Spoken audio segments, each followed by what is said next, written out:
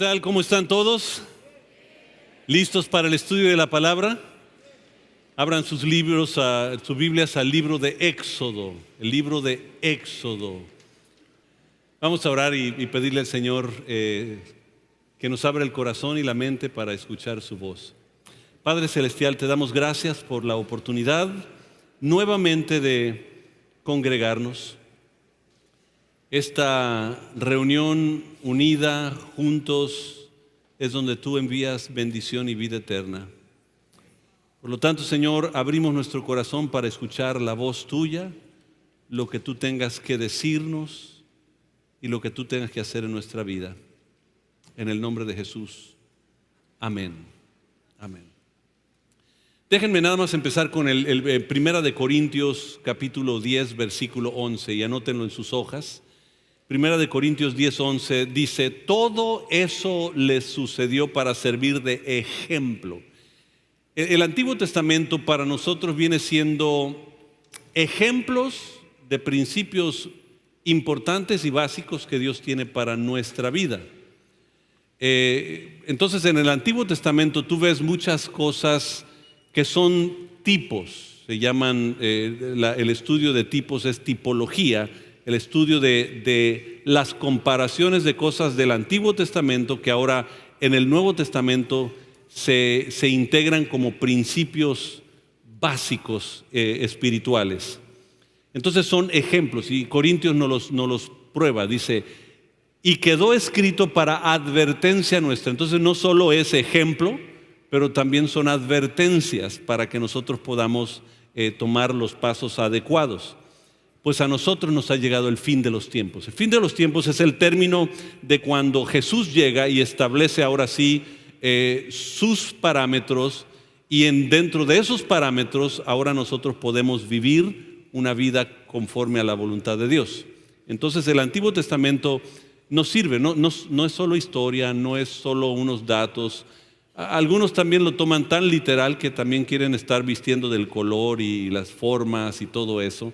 Lo único que no se les ha prendido el foco a algunos es empezar a sacrificar ovejas y todo eso, ¿no?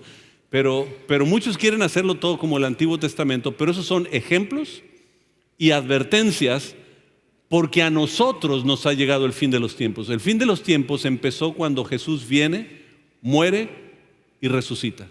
A partir de ese momento empieza la última época para la historia de la iglesia de Jesucristo o la humanidad. Los primeros 7 libros de la Biblia nos dan el plan de Dios para la humanidad. Empieza en Génesis hablándonos del plan y la necesidad del hombre. Recuerden Génesis la semana pasada: el hombre no se puede redimir a sí mismo, necesita un redentor. Entonces en el capítulo 5 vemos ese plan, y después vemos 5 personajes de qué es lo que va a hacer. Nos va a trasladar de la antigua vida a una nueva vida, de las tinieblas a la luz. Lo va a hacer por fe, nos va a hacer hijos, nos va a santificar y nos va a glorificar. Y de pronto te deja eso para que nosotros sepamos que Dios nos quiere redimir. Comienza con el poder creador de Dios y termina con muerte. Si quieren, váyanse a Génesis capítulo 1. Y el versículo 1 dice: en el principio creó Dios los cielos y la tierra. Digan eso conmigo: en el principio creó Dios los cielos y la tierra. Génesis 1:1, ya se sabe en un versículo de la Biblia. En el principio creó Dios los cielos y la tierra, Génesis 1:1. Y si se van a capítulo 50 y leen el último versículo, noten cómo termina. José murió a los 110 años de edad, y los egipcios lo embalsamaron y pusieron su cuerpo en un ataúd en Egipto. O sea, murió José y lo pusieron en un ataúd en Egipto. Y así termina, porque otra vez es un reflejo del hombre, y el hombre no se puede redimir. Dios tiene un plan. Éxodo, en cambio, viene siendo no la historia del hombre, sino la historia de Dios redimiendo al hombre.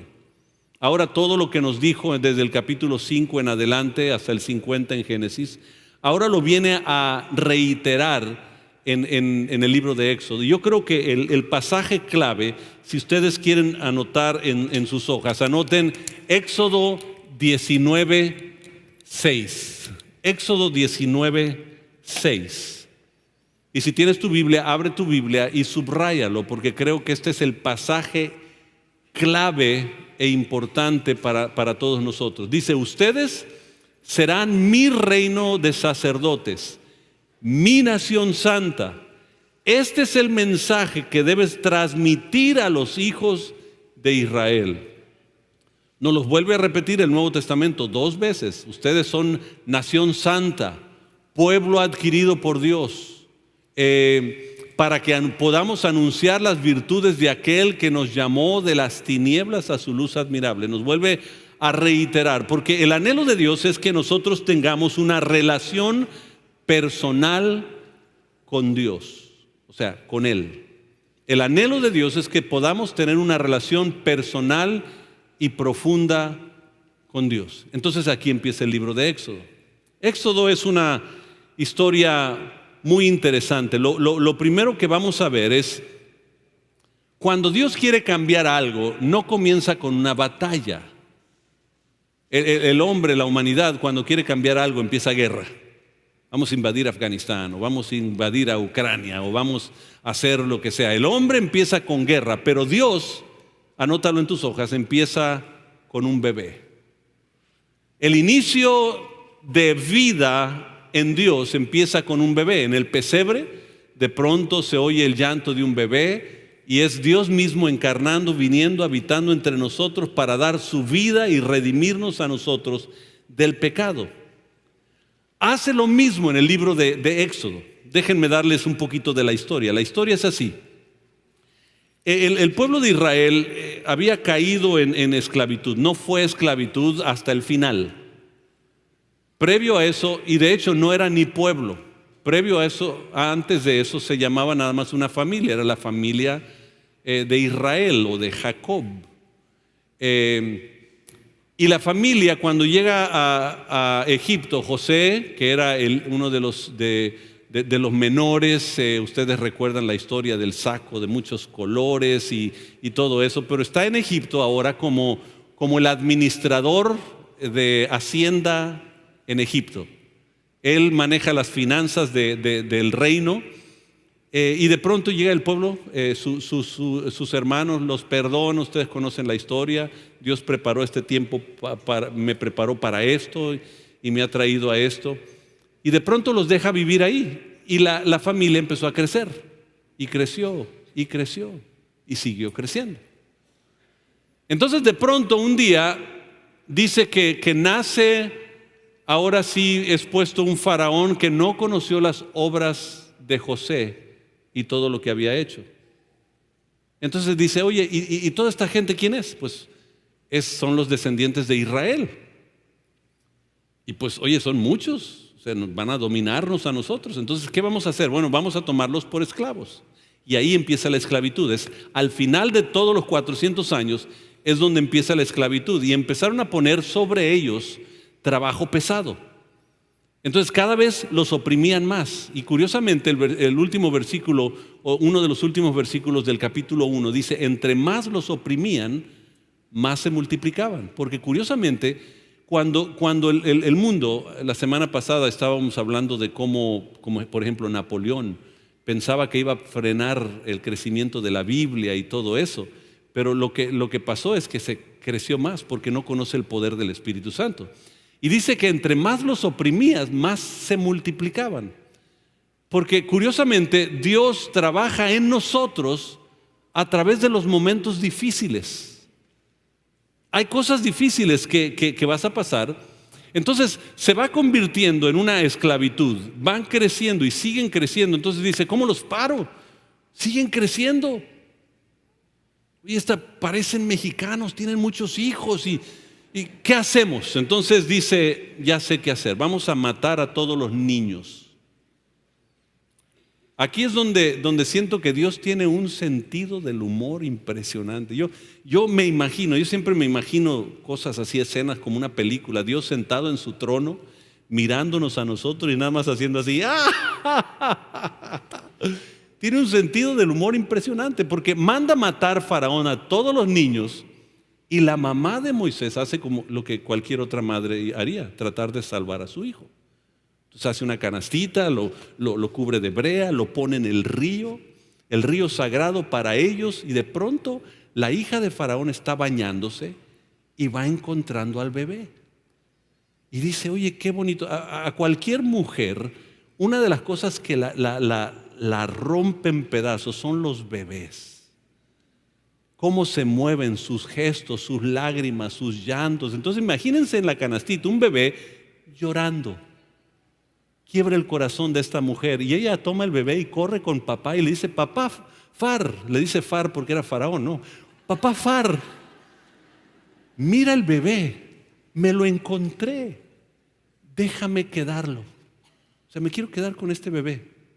Y Faraón dice, bueno, tiene una cobijita judía, bueno, quédate con él porque es uno no se puede reproducir, entonces con uno no hay problema.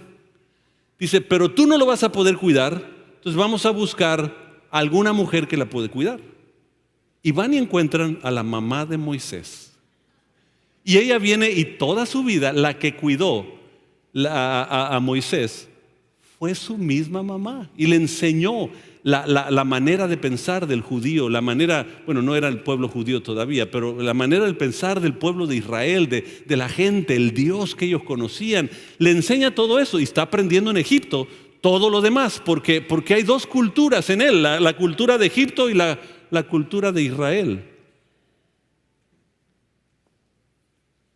Y de pronto, porque Dios va a hacer algo, o sea, esas dos culturas es muy representativo. Y ahorita voy a mencionar un poquito sobre eso, pero Dios en el capítulo 3 de Éxodo, si váyanse a Éxodo capítulo 3, y Dios llama a Moisés, y fue así. Moisés estaba un día viendo el trabajo que están haciendo todo este pueblo, y de pronto ve a un soldado egipcio golpeando y maltratando a un judío. Se enojó.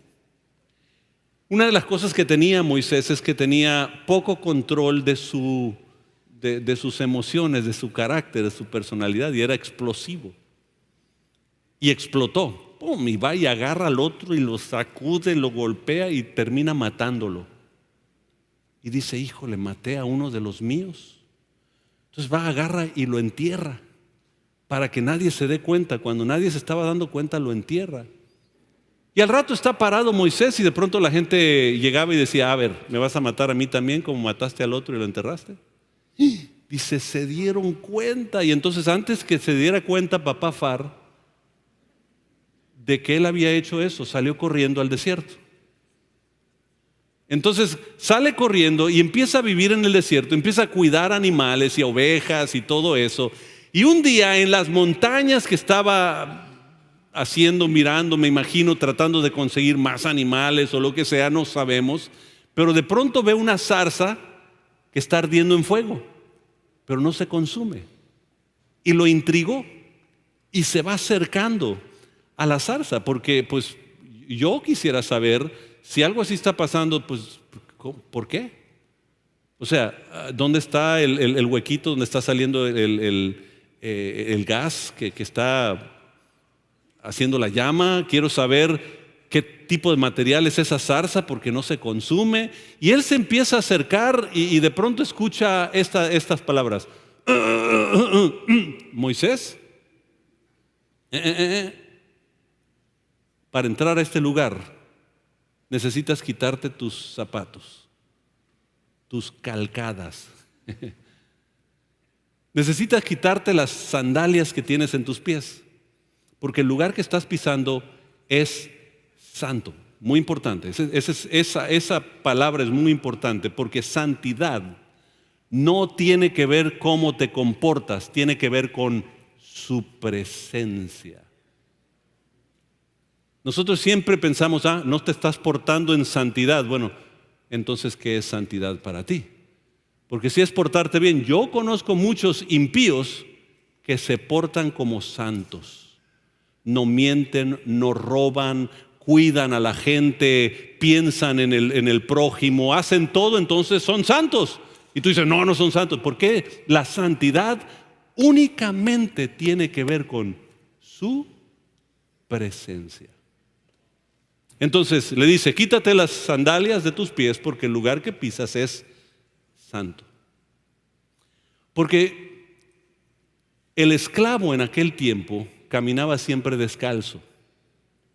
O sea, yo no puedo llegar ante Dios con mi capacidad, mi experiencia de los años, mis títulos que tengo universitarios, todo lo que he logrado en mi vida. Yo no puedo llegar a Dios con eso. Yo necesito quitarme eso y llegar humilde. Por eso dice, humíllense pues ante la presencia de Dios y Él os exaltará cuando fuere tiempo. Mi postura siempre ante Dios tiene que ser de humildad. Él es Dios y yo no. Él lo puede todo y yo sin Él nada puedo hacer. Y ahí en ese lugar Dios lo llama en una forma muy interesante. Le dice, mira, déjame mostrarte quién soy. A ver, en tu saco mete tu mano. Entonces en el saco que él tenía mete su mano y cuando la saca está llena de lepra. Y él se asusta y dice, ahora vuelve a meter la mano. Y dice, pues ¿cómo la voy a meter? Porque uno si tiene lepra en aquel tiempo lo único que podía hacer es cortarse la mano. Porque si no infectaba todo el virus, tocando se transmitía. Entonces dice, pues si hago eso, pero ahora dependía en la voz que le estaba hablando de la zarza. Y entonces mete la mano y sale limpia totalmente. Y hace cosas el Señor con él. Dice, la vara que tienes en tus manos, esa voy a usarla, tírala. Y cuando la tira, la zarza representaba todo lo que él era, su trabajo, su autoridad. Y él dice, no, ante mí, tírala a mis pies. La tira y ahora dice, agárrala de la cola. Y se convierte en serpiente. Y una serpiente lo que menos debe de hacer uno es agarrarlo de la cola, porque te pica. Pero todos los, sí, gracias por la corrección, te muerde, dice. Entonces, lo interesante es que ahora el Señor quiere hacer las cosas no como lo hace el hombre, sino como lo hace Dios. Recuerden que lo del hombre es al revés a lo de Dios. Nosotros decimos que lo de Dios es al revés a lo del hombre, no. Lo del hombre siempre es al revés a lo de Dios. Bienaventurado el varón que anduvo, caminando, en consejo de malos, ni estuvo, se paró, en camino de pecadores, ni en silla de escarnecedores se ha sentado. Y siempre vemos el proceso de Dios al revés. Sentado, nos paramos y al rato vamos caminando. Siempre nos muestra el crecimiento, siempre caminando. Porque es distinto lo de Dios a lo del hombre. Entonces, en este lugar le está mostrando distinto y tomó la vara y después dice, pero ¿quién les digo? Tu tarjeta de presentación, ¿cómo les digo quién me envió? ¿Quién me habló? Y le dice, diles que yo soy, te habló. Ahora, ¿yo soy por qué? Porque yo soy representa todo, yo soy también tiene mucho que ver con no solo el hablar del todo, sino no necesitas más que eso. ¿Quién es yo soy? Si no lo conoces, no sabes quién es yo soy. Por eso Dios tuvo que manifestarse en cosas pequeñitas. Soy tu sanador. A veces nosotros decimos, ¡uy, Él sana! Esa es solo una pequeñez de lo que Dios es. Una manifestación chiquititita de lo que Dios es, porque Dios es mucho más. Entonces se va Moisés y se presenta ante Moisés y se da cuenta de una cosa. Para representar la presencia de Dios, todo lo que necesitas es a Dios. No necesitas otra cosa. No necesitas los estudios, no necesitas la preparación. Y no estoy diciendo que no se preparen y no estudien. Estoy diciendo que a veces dependemos en cosas externas en vez de depender en una relación personal que has tenido tú con Dios. Faraón, cuando él se presenta ante Faraón, representa en la Biblia la lucha entre la carne y el espíritu, si quieres anotar eso. Cuando se presenta ante Faraón y se para ante Faraón y dice, ¿qué onda contigo, Moisés? Tantos años. y ahora te vienes a aparecer por aquí. Porque lo mismo pasa, porque cuando tú llegas al Señor, lo primero la primer lucha que tú tienes es entre, híjole, esta cosa que están diciendo, que el Espíritu, que Dios te transforma y que lee la Biblia y todo eso. Empieza la lucha entre Faraón, que es la carne, tu carne, y el Espíritu que está diciendo, clama a mí y yo te responderé. Y empieza. De hecho, Egipto representa el mundo, cuando la tierra prometida representa la presencia de Dios. Y Dios manda 9 plagas. Hay muchos que dicen 10, no son 10, son 9 plagas. Y la última era muerte del primogénito. No era plaga, era un acto divino para mostrar algo aún superior de Dios. 9 plagas que venían en actos de 3 cosas que atentaron con el cuerpo, 3 cosas que atentaron con la mente de los egipcios y 3 cosas que quebrantaron el espíritu de los egipcios: cuerpo, alma y espíritu. Y son 9 porque los egipcios tenían 9 deidades que ellos adoraban. Tenían muchas deidades, pero 9 eran principales. Y Dios trató con cada una de esas deidades para irlas quebrando. 9 cosas. Y después viene la muerte del primogénito, el ángel de la muerte que viene de pronto a matar a todo lo que era primogénito. Ahora, la salvación en la vida se obtiene por la sangre del cordero, o sea, permaneciendo dentro de una casa. Lo que Dios dijo es, si quieren ser salvos de ese ángel de la muerte, lo que necesitan ustedes es permanecer dentro de la casa, habiendo matado a un cordero, derramar la sangre, ponerla en el dintel de las puertas, y después entran a la casa y como familia comen la carne de ese cordero que sacrificaron. Es curioso. Cuando nosotros hablamos de la iglesia como una casa donde venimos a comer del cuerpo de Jesucristo. O sea, lo que estamos hablando ahorita es palabra de Dios. Ese es el cuerpo de Cristo. Estamos tomando de eso, pero la salvación se adquiere estando dentro de la casa bajo la sangre. Entonces lo que Pascua significa es pasar por encima de. Lo que hacía el ángel de la muerte, llegaba y si veía sangre del cordero, pasaba por encima y seguía su camino. Si no veía sangre del cordero, entraba y había muerte. Por eso Cristo es nuestra salvación. La salvación solo se encuentra en Jesucristo. No hay otra manera. Por eso la Biblia en el Nuevo Testamento nos dice, si permaneces en mí, dijo Jesús, y mis palabras permanecen en ti, entonces pedirás cualquier cosa y sería hecho. Por eso la Biblia dice, no es por obras, porque la salvación, si quieres anotar salvación, la salvación se adquiere con la sangre del Cordero. No son obras. Hay gente que dice, bueno, este no tiene obras, no es salvo. No, las obras no tienen nada que ver con salvación. Solo la sangre tiene que ver con salvación. Ninguna otra cosa. Gálatas es bien claro, pero nos confunde muchas veces. No por obras, para que nadie se gloríe. Somos salvos por gracia, porque Él decidió un día venir y morir en la cruz del Calvario, derramar su sangre. Y si nosotros entramos a esa casa y dejamos que la sangre de Jesucristo nos cubra, la sangre de Cristo nos limpia de todo pecado y nos da la salvación, no por obras. Pero en el capítulo 13 de Éxodo empieza otra etapa. La siguiente etapa tiene que ver con una acción, porque lo que Dios quiere santificarte. Y la santidad se logra con acciones. ¿Cuál acción? Tú dices, bueno, pues que no es por obras.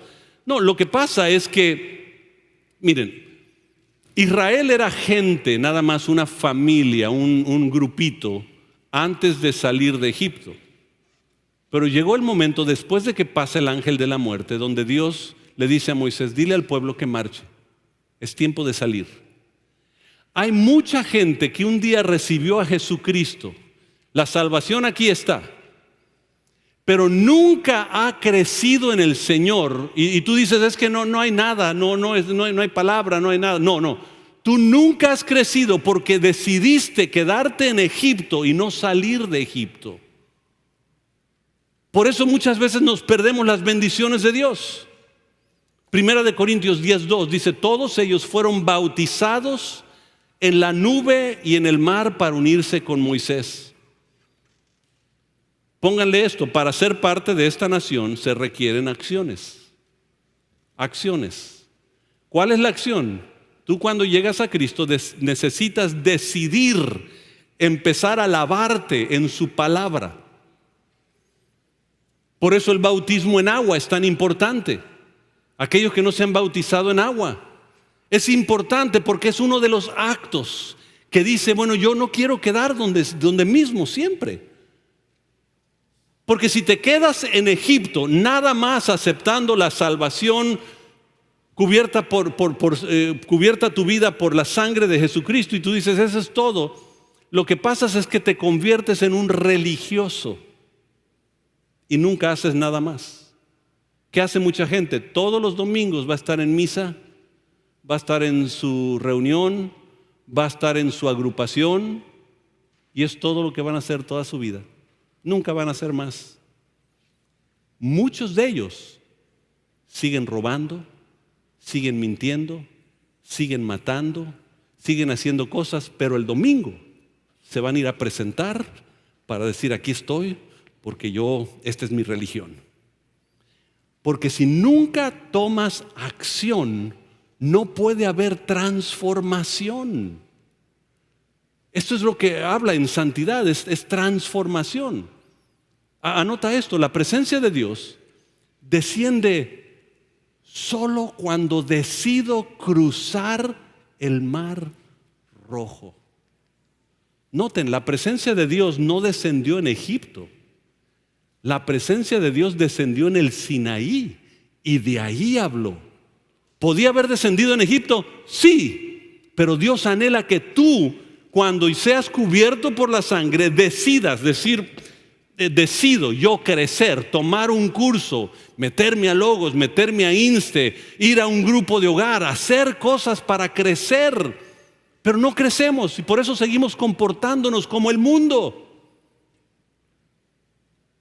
Seguimos con los problemas en casa igual que todos los demás. ¿Por qué? Porque nunca hemos decidido ir a confrontarnos con la presencia de Dios. Y para llegar a la presencia de Dios no puedes quedarte donde tú estás. Tienes que salir de tu área de comodidad e irte al lugar donde Dios dice: vengan y séanme una nación de sacerdotes, una nación santa. Pero no, hemos decidido no hacer eso. Ahora, es interesante porque hay muchos datos de esto. Cuando cruzan el Mar Rojo hay polémica si verdaderamente vino viento y abrió el mar. Y hay mucha gente que dice: eso es imposible, por favor, no me vendan una historia de fantasía.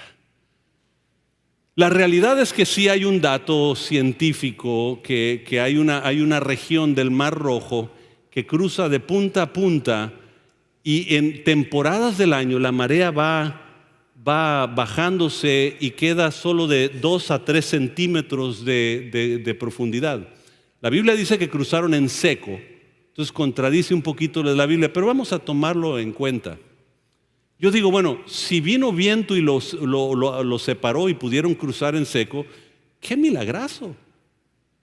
Ahora, si no crees ese milagro, pues el otro está impresionante también, porque qué casualidad que salieron en el preciso momento y llegaron en el preciso momento cuando bajaba la marea para que ellos pudieran cruzar. Y no solo eso, todo el ejército de Egipto se ahogó en 2 centímetros de agua. ¡Wow! Yo estoy impresionado. ¿Qué milagros hace Dios? Imagínense todos los egipcios tirados ahí, nada más, oh, me estoy ahogando, oh, sálvenme. Esa es mi imaginación, perdonen. Ahora, ya que cruzas el agua, ya que tomas acción, lo primero que va a suceder es que te vas a encontrar con un momento de amargura, momento difícil. Todos los que han venido al Señor, lo primero que han encontrado, de pronto están aquí adorando a Dios y estás derramando lágrimas en la adoración y abres tus ojos y ahí está don Juancho, el que te robó. Y tú dices, caray, ¿y él qué está haciendo aquí? Se me robó. ¿Qué clase de cristianos hay aquí? Pues esos. Pues hay de esos.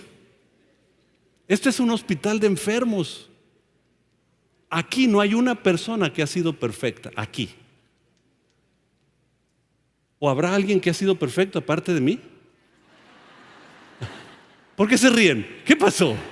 Tenían que haber apoyado un aplauso o algo, pero no somos perfectos, hemos fallado.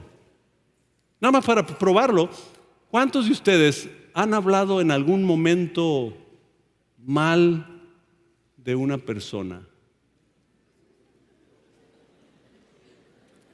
Y ahora voltéense para que vean los que no levantaron su mano para que hablen de ellos.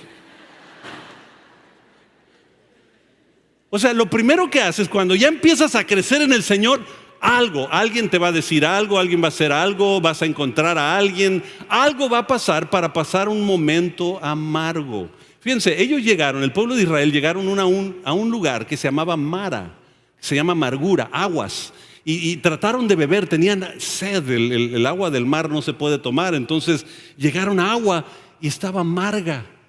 Y Dios le dice, Moisés, necesito que agarres un árbol, lo cortes y lo tires dentro del agua. Y cuando la tires dentro del agua se va a endulzar. Se endulza solo con tirarle un pedazo de madera. Y tú dices, bueno, ¿y eso qué tiene que ver? Es que mira, toda amargura que tú puedas tener en tu corazón se endulza con la cruz del Calvario. Cuando tú ves la cruz del Calvario, lo único que puedes decir, escúchenme bien en esto, lo único que puedes decir, si el Señor me perdonó a mí, ¿por qué no podrá perdonar a Juancho? ¿Por qué no podrá perdonar a Lolita o a Marcos? Pero saben que nosotros siempre estamos viendo el agua en vez de ver la cruz. El enfoque desde acá es la sangre. Las acciones que siguen es para yo poder crecer en el Señor y ser transformado. La cruz es la respuesta a toda amargura que tú puedas tener. Y después de eso siguen puras quejas. De pronto dicen, ok, ya tomamos agua y ahora ¿qué vamos a comer? ¿Dónde están los taquitos? ¿Qué pasó? Allá en Egipto cocinábamos con salsitas, con ajos, con pepinos, con tomates, con cebolla, con pueros. O sea, ¿por qué aquí nos traes a morir así de esta manera, sin darle sazón a la comida? Se les olvidaba, número uno, que la cebolla, el pepino, el ajo, los pueros, todo eso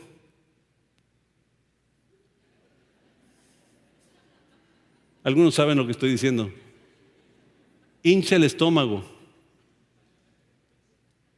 Lo único que produce son gases. Se les olvidaba los momentos malos en el mundo. Hay muchos de ustedes que ya llegaron al Señor y dicen, nunca había pasado momentos tan malos. Por favor, mira, llegué al Señor y me enfermé, es todo lo que me... En el mundo te enfermabas también. Allá se te revienta la llanta, llegas tarde al trabajo, te regañan, te corren, es igualito, nada más que se te olvida en un momento porque el enemigo Quiere que regreses a Egipto, regrésate a la carne en vez de seguir el Espíritu. Pero ¿saben qué? Ninguna condenación hay para los que están en Cristo Jesús, los que andan conforme al Espíritu, no conforme a la carne. Entonces el Señor les manda maná. Y empiezan a cantar, ¿cómo puedo vivir sin aire? Maná, maná significa ¿qué es? Algunos apenas le está cayendo el 20 medio tarde, o me condenaron primero y ahorita ya se van a reír, ¿no? Después de la condenación. Maná significa ¿qué es? ¿Qué es? No sabían qué era, pero era dulce, llenaba, satisfacía. Hay mucho que podemos decir de eso, pero el tiempo se me ha acabado. Yo de aquí salgo corriendo para compartir en San Diego, entonces quiero que oren por mí para que me pueda cruzar rápido, ¿no? De hecho, el otro día nos contaron bueno, no voy a contar la historia de Eduardo, sino entonces Dios les manda maná y tienen satisfacción, pero al rato están quejándose de agua otra vez. Dios les manda agua en una roca, que la roca, Jesús, agua, yo soy el agua de vida, el que beba de mí no jamás tendrá sed. O sea, todo el simbolismo de lo que es, y de pronto una guerra contra Amalek, dentro de tus esfuerzos de alcanzarte y encontrarte con Dios, vas a encontrar a los amalecitas. Los amalecitas es un pueblo que parece ser amigo, pero se convierte en enemigo. Lucharon contra Israel a solas, lucharon contra Israel contra otros enemigos, empezaban a buscar la debilidad. Todo el que se quedaba atrás cansado y agotado, a esos los atacaban y los mataban. Porque busca siempre el enemigo la debilidad tuya para vencerte a ti. Eso es lo que está diciendo el libro. Y es una guerra permanente. El enemigo siempre. Por eso el Señor dice, jamás haré pacto con Amalek. Porque el enemigo busca tu debilidad para destruirte. Pero finalmente llegan al monte. Capítulo 19. Anota esto en tus hojas. En Sinaí Dios le muestra su carácter. Su carácter. Y de hecho aquí voy a hacer un cambio. Aquí voy a poner santidad y aquí voy a poner transformación. Porque hablamos de la transformación. La acción es lo que necesitas para la transformación. Santidad tiene que ver con la presencia de Dios. Presencia. En Sinaí Dios le muestra su carácter a ellos. Mateo 5:48, sean perfectos como su Padre que está en los cielos es perfecto. Miren, la ley es imposible entenderla hasta que no vemos el tabernáculo. Y el tabernáculo fue algo muy interesante que surge. Si ustedes recuerdan, el tabernáculo era un rectángulo así. Aquí está la puerta. Y Dios coloca al pueblo de Israel alrededor del tabernáculo. Los coloca en una manera muy, muy interesante. Aquí estaba la corte exterior, aquí está el lugar santo y aquí está el lugar santísimo. La presencia de Dios, a pesar de que Dios está en todos lados, solo descendía aquí y aquí se manifestaba. La manifestación es muy distinto de su presencia. Aquí es donde se manifestaba. Esto habla de el hombre, cuerpo, alma y espíritu, cómo Dios quiere tratar con distintas áreas de nuestras. Ahora, las tribus de Israel estaban colocadas en una forma muy estratégica. Las colocaban así, pegado al tabernáculo, todas las tribus de Israel mirando con puerta. Cuando tú abrías la puerta, lo primero que veías era el tabernáculo. Colocaban también aquí a muchos de las tribus de Israel. No soy el mejor artista del mundo, pero soy el único que está aquí arriba ahorita. Mirando siempre hacia el tabernáculo. Y así colocaron a todo el pueblo de Israel.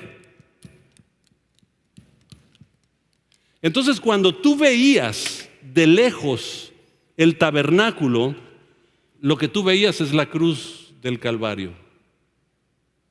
O sea, todo tiene que ver con la cruz del Calvario. Para entrar a la presencia de Dios, tenías que entrar por la cruz. Amados, déjenme repetirlo. Para entrar a la presencia de Dios, tienes que entrar por la cruz. No hay manera de entrar de otra manera. No hay otra forma de entrar. Porque el tabernáculo es donde Dios habita. Anota eso en tus hojas. El tabernáculo es donde Dios habita. Entonces es esto. Si esto representa al hombre, espíritu, alma y cuerpo, para yo entrar a la presencia de Dios, al espíritu, yo necesito entrar, anótalo, cuando entro por medio de la cruz, yo me convierto en el templo del Espíritu Santo. ¿Por qué soy templo del Espíritu Santo? ¿Porque yo lo dije? No, no es porque tú lo dices. No es solo porque está aquí en la Escritura. Es porque ahora yo vivo conforme a lo que Dios quiere para mi vida. O sea, yo entiendo que la cruz del Calvario es la manera de llegar a su presencia, porque en ese lugar Dios habla. Y cuando Él habla, yo puedo escuchar y responder a su voz. Primera de Corintios 3:16, tú eres el templo del Espíritu Santo. Yo soy templo del Espíritu Santo. Dile a alguien que está a tu lado, yo soy templo del Espíritu Santo. Pero ahí les va. Ninguna condenación, Romanos 8:1, hay para los que están en Cristo Jesús. Los que no andan conforme a la carne, Egipto, sino conforme al Espíritu, lo que Dios está diciendo. Entonces, regresamos a esto. Somos salvos por la sangre, transformados por la acción que nosotros tomamos en Él. Llegamos a la santidad por su presencia. ¿Y su presencia dónde radica? En su palabra. En Salmo 43 hay un dato de que escribe el rey Ezequías muy interesante, que dice, el versículo 3 dice, envíame tu luz y tu verdad. Ellas me guían y me llevan al monte santo y al lugar donde vives. Ezequías reconoció que su palabra es lámpara a mis pies, lumbrera a mi camino, y me guía a su presencia. ¿Dónde está su presencia? En Grupo Unidad. No, aquí está su presencia. ¿Por qué? Dile a la persona que está a tu lado, aquí está Dios porque estoy yo. Dile. ¿Por qué? Porque yo soy templo del Espíritu Santo, porque yo entro por medio de la cruz. Y cuando yo reconozco la cruz, entonces soy salvo por la sangre, transformado por la acción en su palabra. Recibo santidad por su presencia, su palabra, y entonces me convierto en templo, morada del Espíritu Santo. Ese es todo el libro de Éxodo. Les acabo de dar todo el estudio de Éxodo.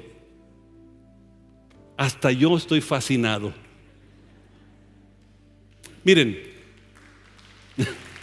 dos personas, gracias. Bueno, dos personas quedaron muy emocionados, ¿no? Los demás están diciendo, híjole, ya terminó, gracias a Dios, ¿no? Génesis. Yo no me puedo redimir a mí mismo. Y por más que intento, encuentro muerte. Pero Dios tiene un plan. Entonces lo que necesito es entrar por la sangre, pero no quedarme en Egipto. Accionar en su palabra para que llegue a su presencia, y ahí encuentro santidad en su presencia. Y ese es el momento que yo me convierto en templo del Espíritu Santo. Desciende su presencia, y cuando desciende su presencia, siempre su presencia empieza a hablar y decir, dile al pueblo, dile al pueblo, esto voy a hacer. Wow. Lean esta semana el libro de Éxodo.